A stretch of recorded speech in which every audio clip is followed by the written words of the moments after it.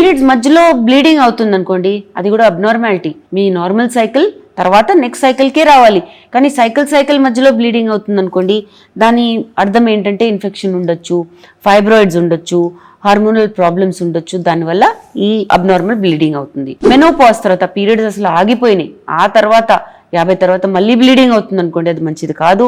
కొంచెం స్పాటింగ్ అయినా అది సేఫ్ కాదు. మెనోపాజ్ తర్వాత ఇవన్నీ జరుగుతుంటే ఖచ్చితంగా పరీక్షలు చేయించుకోండి, ఏముందో సమస్య కనుక్కొని ట్రీట్మెంట్ తీసుకోండి. సో ఇవి అబ్నార్మల్ పీరియడ్స్ ఎలా ఉంటాయి, సిమ్టమ్స్, సూచనలు చెప్పాను. అసలు ఎందుకు అవుతాయి abnormal periods? Abnormal periods hormonal imbalances వల్ల అవ్వచ్చు. అంటే మీకు థైరాయిడ్ ఉంది లేదా PCOS ఉంది, దానివల్ల గర్భసంచిలో ఏదైనా ప్రాబ్లమ్స్ ఉన్నాయి, గడ్డలు, ఫైబ్రాయిడ్స్, పాలిప్స్, ఎడినోమయోసిస్ అంటారు, అవి ఉన్నాయి. ఇన్ఫెక్షన్స్ లేదా చాలా ఒత్తిడి ఉంది, స్ట్రెస్, వెయిట్ చేంజెస్ ఎక్కువ ఉన్నాయి, ఎక్సెసివ్ ఎక్సర్సైజ్, చాలా ఎక్సర్సైజ్ చేస్తారు మీరు, మరీ ఎక్కువ బరువు ఎక్కారు.